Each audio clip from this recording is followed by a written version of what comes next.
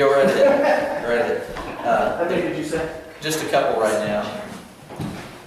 The copy that I bought for the class for you all to have in general is this Wordsworth Classics of World Literature copy, and any page numbers or anything we refer to will be related to this. I do have another copy of the Pilgrims Progress in Modern English. I ordered a couple of those, and one of those is spoken for, but I have another one that if you prefer that, then we can get that to you as well. Both of them have the same essential content, just a little bit different in that Bunyan is writing as a 17th century writer, speaking in that 17th century. It's not exactly King James English, but it's a very very similar to that. But it's a working class language. It's a working man's language that he's speaking in, so it's not difficult to follow at all. And you'll be best off if you keep up with the readings through the summer. I gave a list out last week of the readings for each week, but here's a revised version that has the actual page numbers attached to it, which makes it a little easier to follow along. So if you want to take one of those and pass them around. There are those in our group who love to read and will fly through this like it's a knife through warm butter. Especially in this version of Pilgrims Progress, Part 1, which is what we're dealing with, is only about 130 pages in length. So it's like a couple of afternoons reading if you really wanted to dedicate it to it. But I know that not everyone in here is going to want to go at that same pace, and especially for the purpose of studying and the purpose of really kind of diving into it, getting what Bunyan is talking about. It's important for us to take just a little bit at a time, because often when people think of Pilgrim's Progress, they think of the story, the action. But what does Bunyan do along the way in the story? He takes time to teach and to preach. It's essentially a theological novel, is what we have. The Pilgrim's Progress was a novel before there was such a thing as a novel. It really presents itself in that way. I want to share with you a poem that's out of Pilgrim's Progress that will help us as we go along the way. And it's one that our family became acquainted with because there's actually a hymn that is sort of a revised version of this poem. Who would true valor see? Let him come hither. One here will constant be, come wind, come weather. There's no discouragement shall make him once relent his first avowed intent to be a pilgrim. And those words are really where we present a launching place for us tonight as we go into our study and really seek to glean from this work all that God has for us. Remembering that the Pilgrim's Progress is largely a work of spiritual autobiography of John Bunyan. It's not his autobiography. Grace Abounding to the Chief of Sinners is his true autobiography. If you read Grace Abounding, which he wrote prior to writing Pilgrim's Progress, it's a little bit smaller book, you'll understand Pilgrim's Progress a lot more because you'll get where he's coming from on that. So we mentioned a few of these things last week, but after the Bible, Pilgrim's Progress has probably been the most influential single work on the English language of any other book.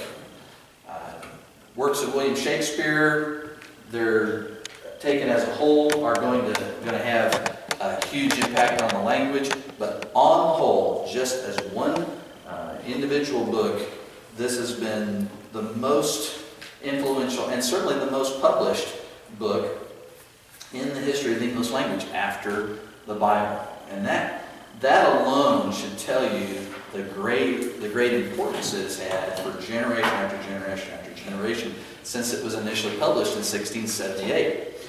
So it's been read in Christian homes around the world.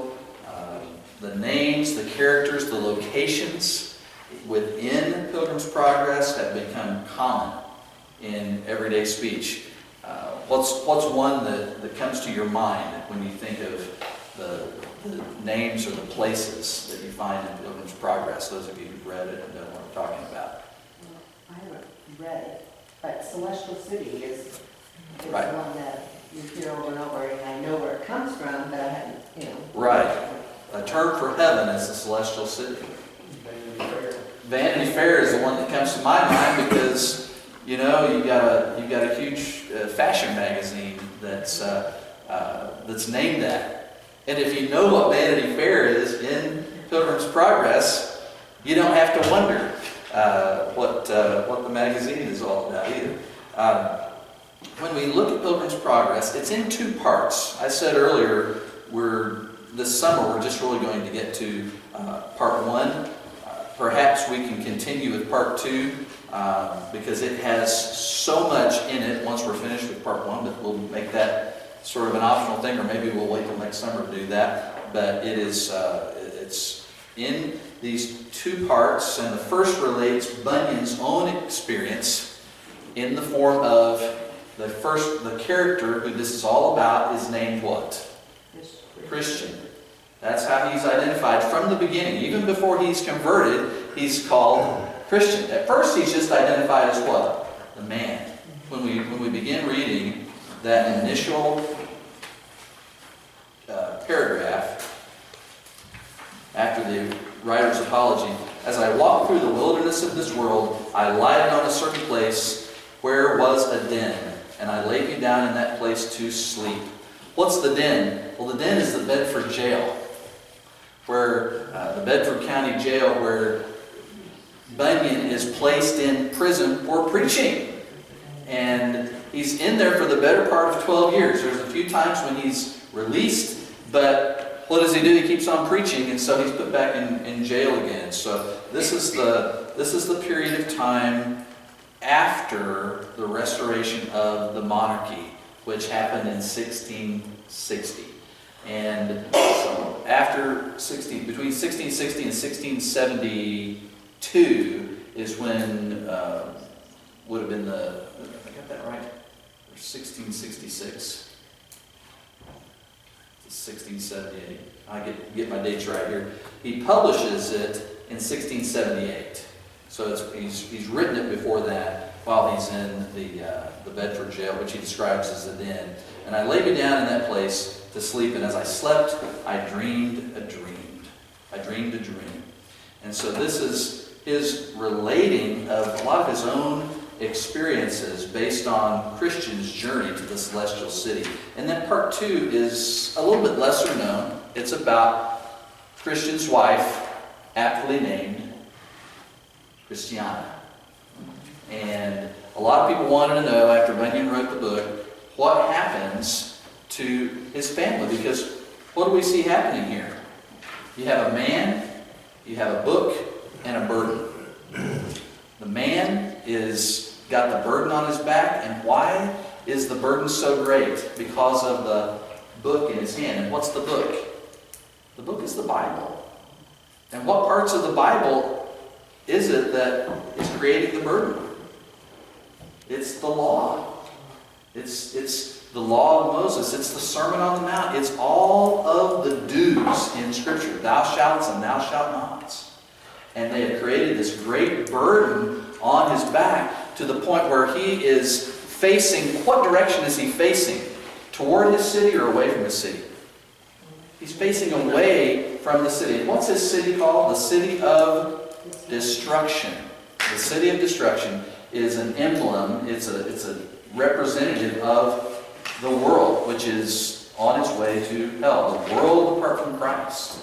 And so he's facing away in this kind of strange posture with the huge burden on his back, and he has the book in his hand, and he's reading that book. And he's got this huge, he's in a state of great distress. And while reading from the book, he's awakened to his state of spiritual peril. He knows now that he is bound for destruction, but not just him. All those who are in the city of destruction. So what's going on? He is coming under what we would call great conviction of sin. And it hasn't been through someone speaking to him or preaching to him per se, but it's been through his reading of the book. And so this sort of parallels Bunyan's own spiritual awakening. It has to be remembered that Bunyan comes of age during a really turbulent time in England's history. He comes of age during the time of the English Civil War. And in 1644, enlists in the parliamentary army, of which Oliver Cromwell was the leader. Oliver Cromwell later becomes the head of state. He becomes the leader.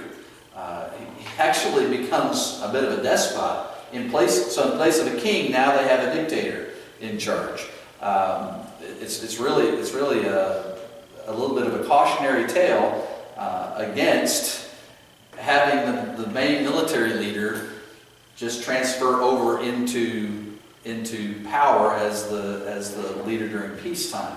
There have to be a lot of things come together for that to really work. So this is the time that Bunyan is coming of age, and one of the things that is a backdrop and led up to the English Civil War was something called the King's Book of Sports, which sounds kind of innocuous, doesn't it? But there was quite a controversy during that time over what was and was not appropriate to be done on the Lord's Day. And was it appropriate to engage in sports?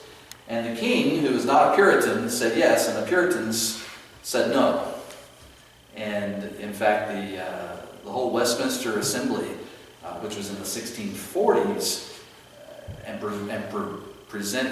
produced the Westminster Confession of Faith, within that said, the Lord's Day is the Christian Sabbath. Only that which is an act of necessity or mercy is to be done in addition to acts of worship and devotion. The whole day is to be occupied in this way. And so the king, who's in the Church of England, of course, he's the head of the Church of England, comes out with his Book of Sports, which almost comes out like a mandate for sports to be done on that. So you can see how this kind of thing could lead to a civil war.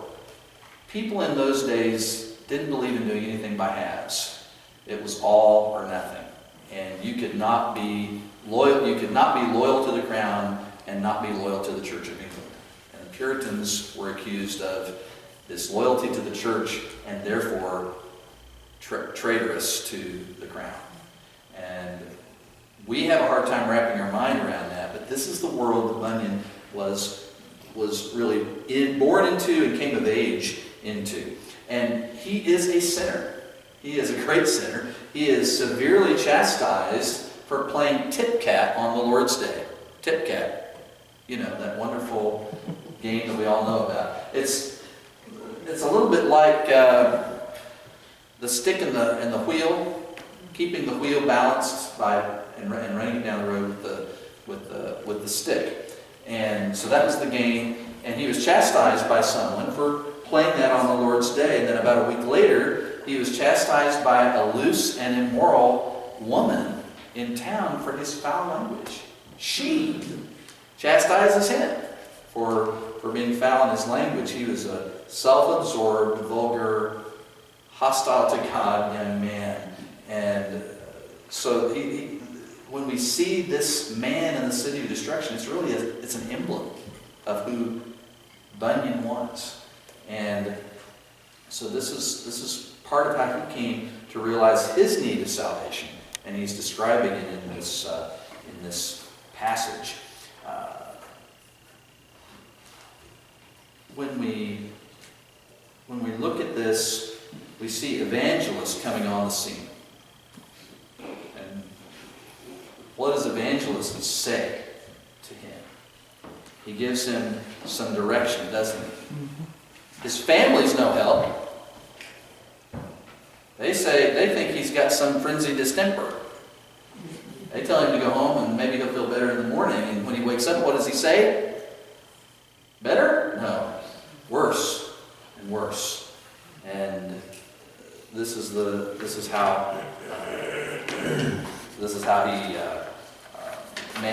he feels about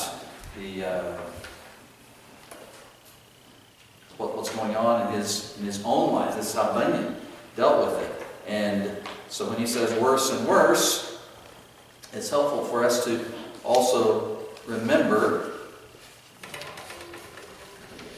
page is correct here,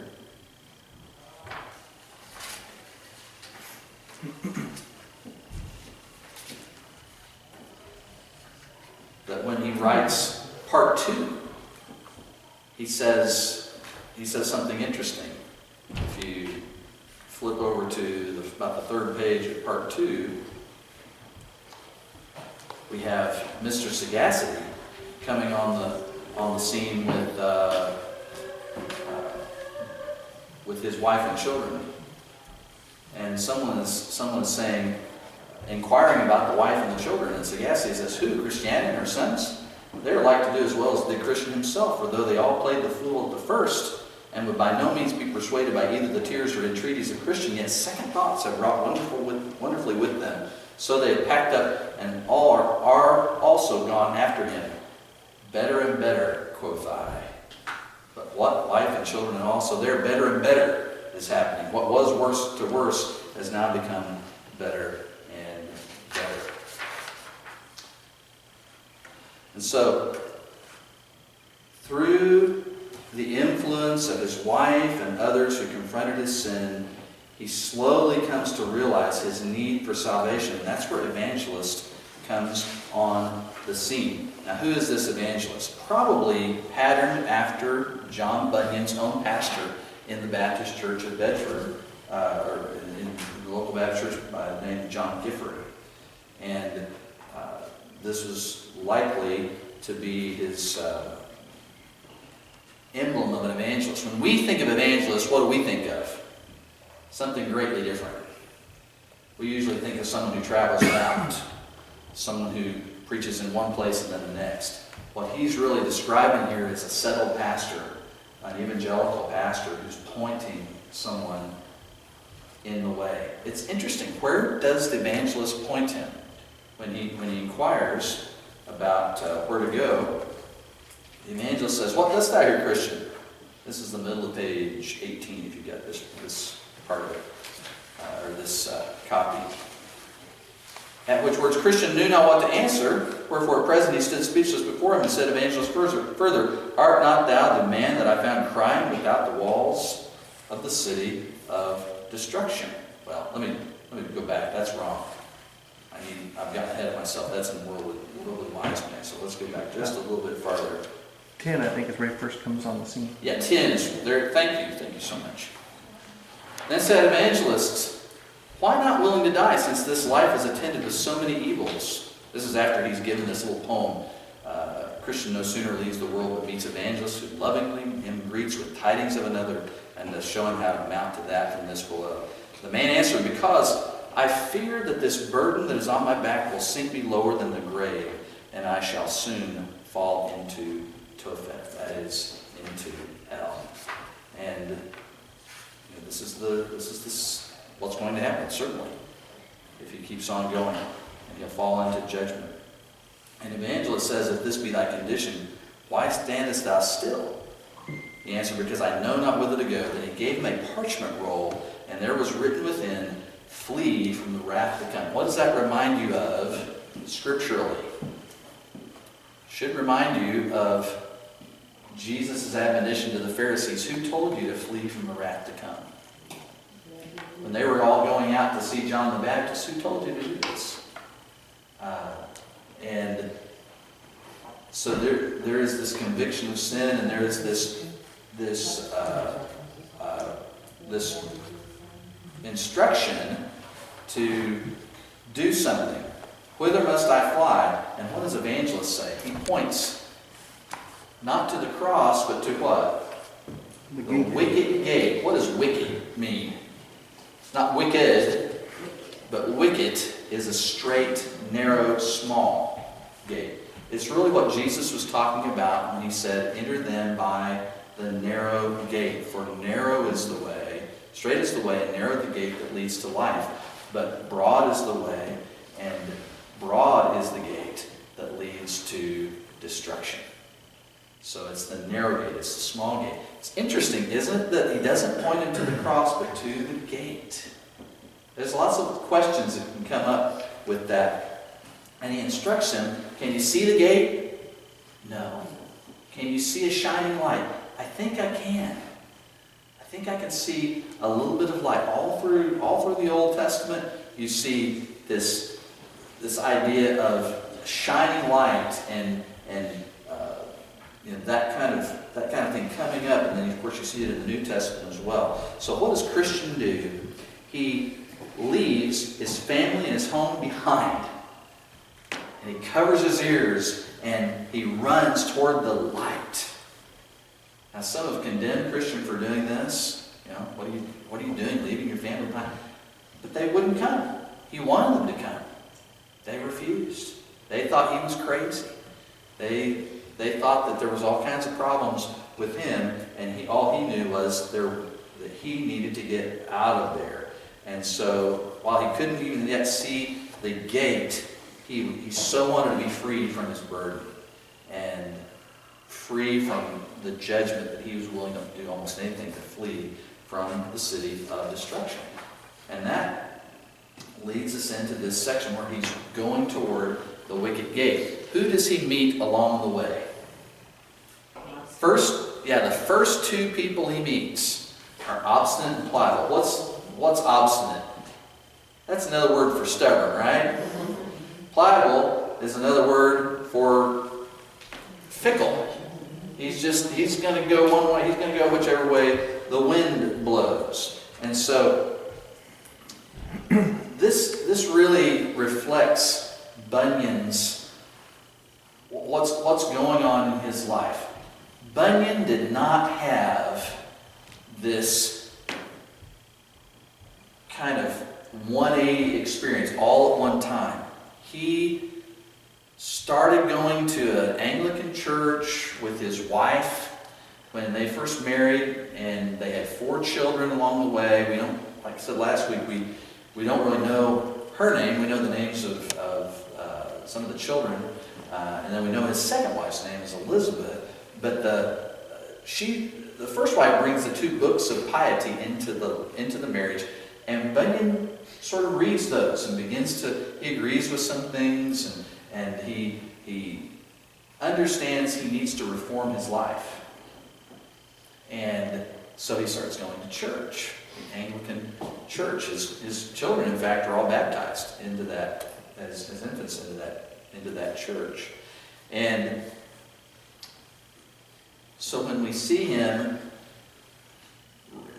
one of the quotes that we have from him is this: I thought no man in England could please God better than I, but poor wretch as I was all this while ignorant of Jesus Christ, and going about to establish my own righteousness, and have perished therein, had not God in mercy showed me more of my state of nature.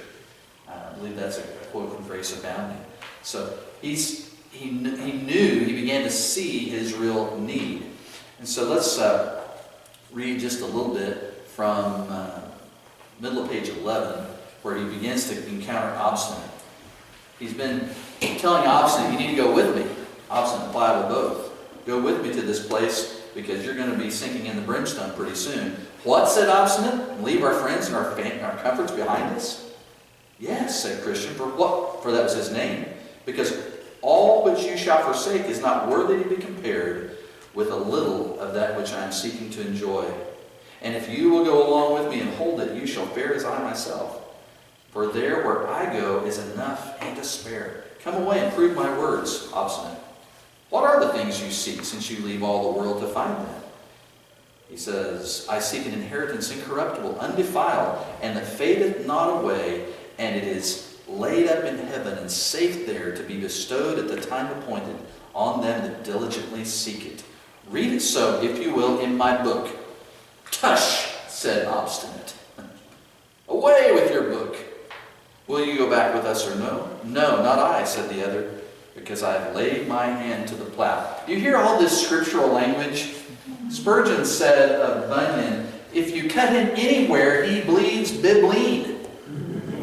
He's full of the Bible, and that's what comes out in his work.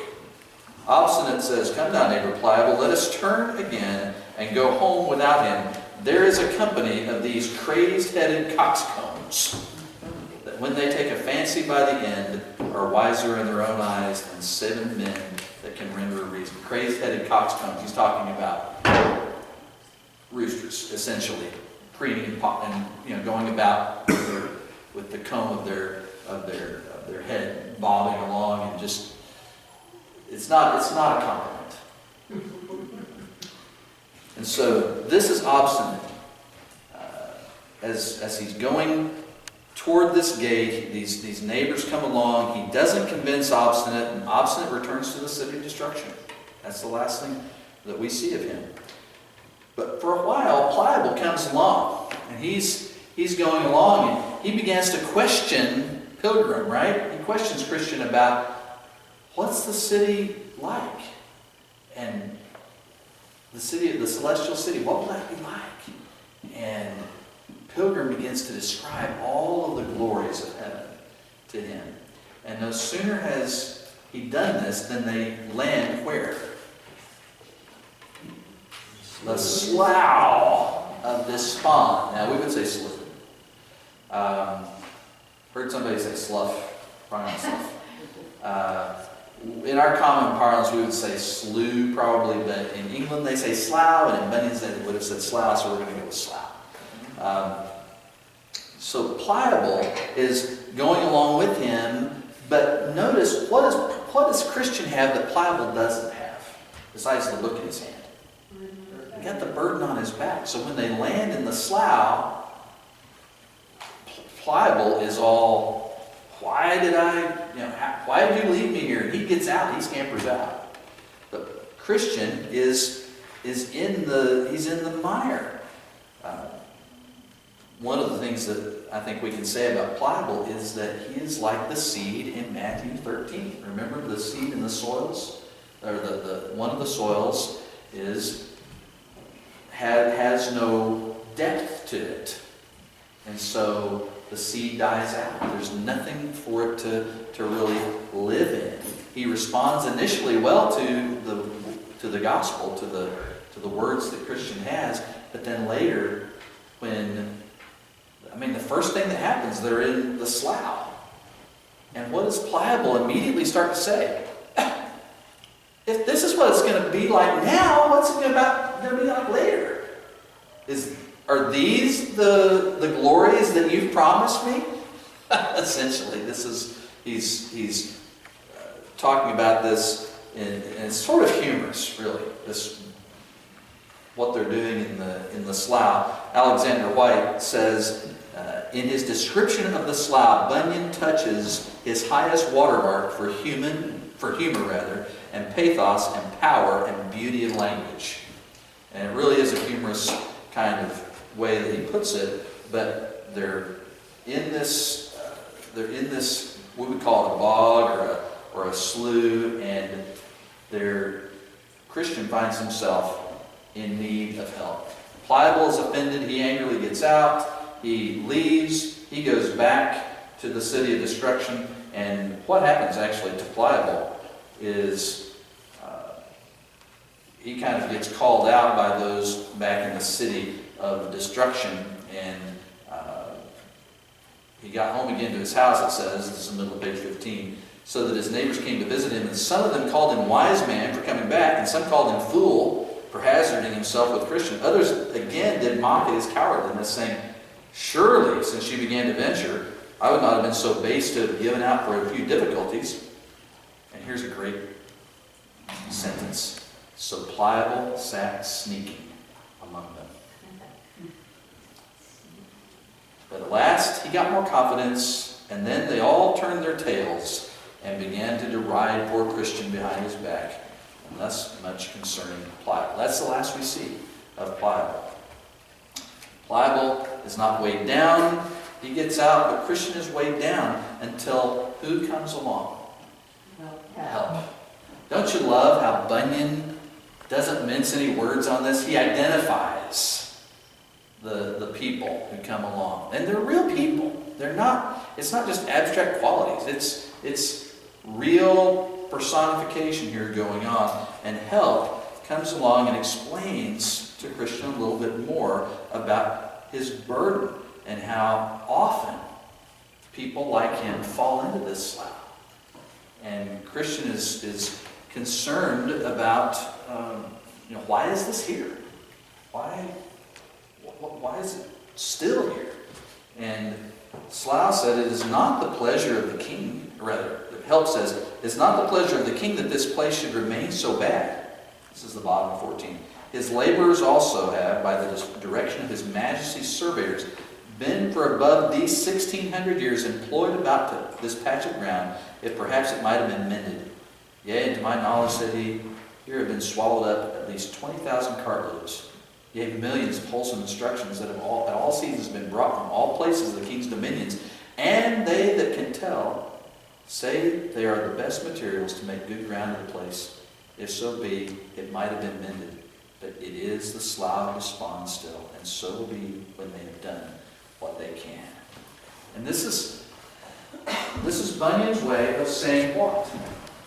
There will always be these places. There will always be places to stumble into, places where we will get bogged down. We use that term, don't we? We're bogged down. Well, that's very much what we see in this slough of despond. As he gets out and he goes along, through help's help, who's the next one he comes along that comes along in his path? Worldly wise man. Worldly wise man is a fine fellow, isn't he? In fact, William Cooper, who is best known as the hymn writer, describes worldly wise men as the man that hails you Tom or Jack and proves by thumps upon your back how he esteems your merit. Just a little way of saying this man is not someone that anyone would despise. He's a hail fellow well met. He's the guy who seems to be on your side. He is a worldly wise man. Now Bunyan, we have it on good, there's some good evidence to suggest that when Bunyan was thinking of worldly wise men, he had in his mind the Anglican clergymen of his day, and specifically one named Edward Fowler, who was the Anglican vicar of North Hill near Bedford. And he